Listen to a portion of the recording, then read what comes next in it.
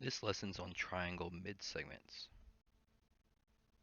A midsegment of a triangle is a segment connecting the midpoints of two sides of the triangle. In this example to the right, that would be segment DE. Notice that D is the midpoint of AB and E is the midpoint of BC. Now what the triangle midsegment says is if a segment joins the midpoints of two sides of a triangle, then the segment is parallel to the third side and half as long. So if we're looking at the example at the top, since DE is the midsegment of triangle ABC, DE has to be parallel to AC. So using the diagram above, DE is a midsegment of triangle ABC, then segment DE is parallel to segment AC, and the length of DE is equal to AC divided by 2. Or basically, you're going to do half of whatever AC would be. Alright, so let's look at example number 1. It says identify all pairs of parallel segments. So the first one here would be segment QS is parallel to y or XY. So if we look at XY and QS, right, XY is the midsegment and it does not go through QS, so those two sides have to be parallel. The other one that was already written on here was XW is parallel to RS. Again, they're the ones that are going in the same direction. And then the third one would be QR is parallel to WY. Now let's look at example 3. It says if point L, M, and N are the midpoints of the sides of triangle PQR, PR is 46, PQ is 40, LN is 17, find each measure. So I labeled all of those measurements. Now I'm going to start off with trying to find LM. So LM is the midsegment that is parallel to PR, which means that it has to be half the distance of PR. Since PR is 46, LN must be 23. Now, so we don't get confused, I'm going to clear up this arrow, and we are going to move to the next one where it says MN. Alright, so MN is the one that is parallel to PQ, which means that it would be half of PQ, which makes it 20. So MN is 20. Clear up that arrow again, and then we're going to move to the next part where it's QR. QR is parallel to LN. Now LN would be the midsegment, so going to the longer side, we would have to double that. 17 times 2 is 34. So that means that QR is 34.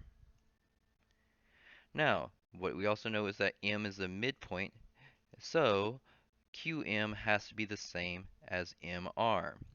If both of those are equal, you divide that 34 by 2, giving you 17, which means that MR is 17. Now let's look at example number 5. We're trying to find the value of x. So 7x is the midsegment. 17x minus 18 is the line that is parallel to it. So that means that 7x equals to 17x minus 18 divided by 2. Now to solve for x, we gotta get x by itself. So the first thing we're going to do is multiply both sides by 2. That would cancel out the 2's on the right and leave us with now 14x equals to 17x minus 18. The next step is to get the x's to the left. We're going to subtract 17x from both sides. Alright, that cancels out the 17x on the right, leaving us negative 3x equals to negative 18. Now, we got to get rid of this negative 3, so divide both sides by negative 3, leaving us with x equals to 6. So our value for x on this problem is 6. Now let's look at number 7. It's the same type of problem. Now DE is parallel to AB, while DE is the midsegment.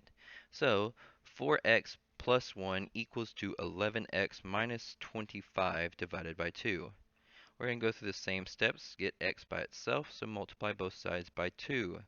The 2's cancel out on the right, leaving us now where we have to distribute that 2 on the left. 2 times 4 is 8x, 2 times 1 is 2. So 8x plus 2 equals to 11x minus 25. Next step, we have to get x by itself, so we're going to subtract 8x from both sides, and that leaves us now 2 equals to 3x minus 25. Now, to do the next step, we have to get rid of that minus 25, so opposite of minus 25 is plus 25. Leaves us now 27 equals to 3x. We got to get rid of that 3, so divide both sides by 3, and 9 equals to x. Alright, but we're still not done yet because we have to plug it back in to find out what DE would be. So DE is 4x plus 1, so we're going to do 4 times 9 plus 1. 4 times 9 is 36, plus 1 gives you DE is 37, and that would be your answer. Now let's look at example number 9. On example number 9, it says segment MN, NO, and MO are midsegments. Find the perimeter of triangle JKL. So we're trying to find the perimeter of the large triangle here. Since we know that MN is 49, the line parallel to it, which would be JL, has to be twice that. So 49 times 2 gives you 98. We can do the same thing with NO to give us JK. 42 times 2 gives you 84.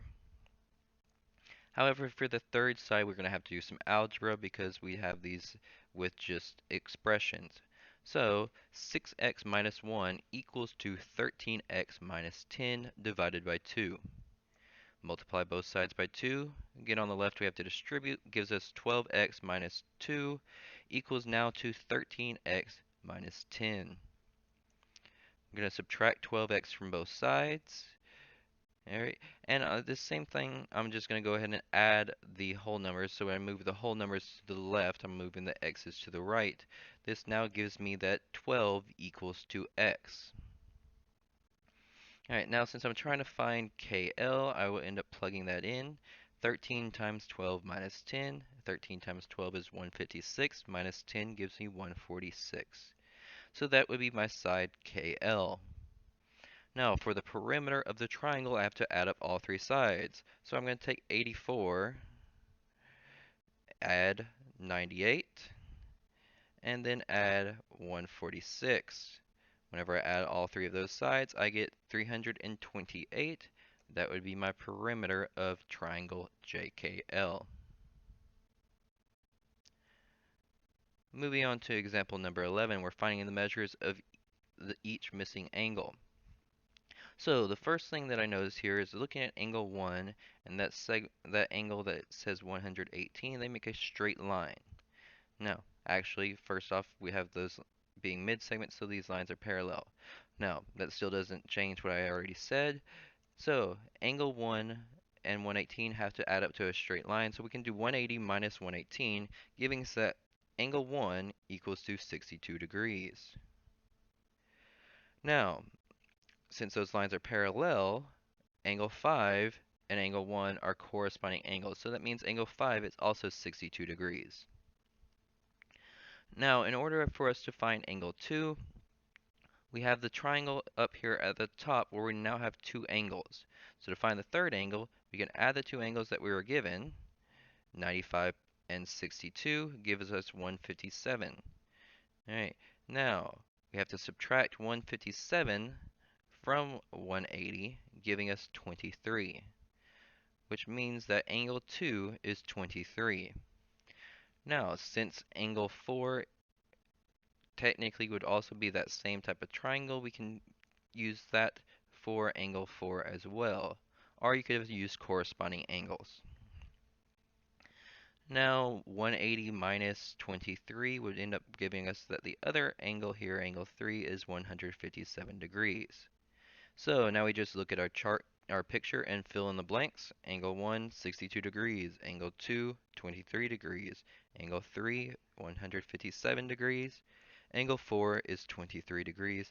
Angle 5 is 62 degrees. Alright, so let's look at example number 13 now.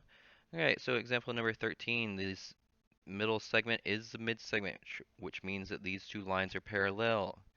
Now, they are both on the same side of this transversal that we have here. Alright, they're both on the inside of the two parallel lines, which makes them alternate interior angles.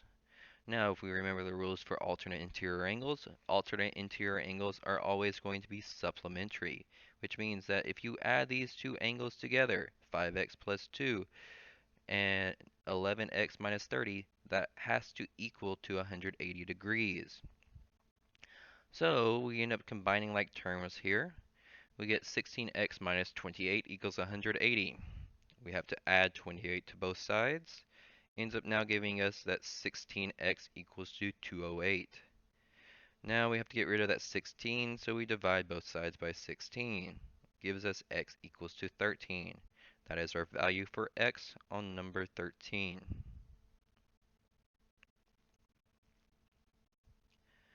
Alright, so last example here, we got number 15. Again, these lines are parallel because they are midsegments. These are still alternate interior angles, which means that these two angles are congruent. So we end up getting 6x plus 1 plus x plus 4 equals to 180.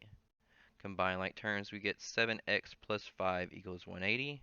Subtract 5 from both sides, and 7x equals to 175. Divide both sides by 7, and x equals to 25.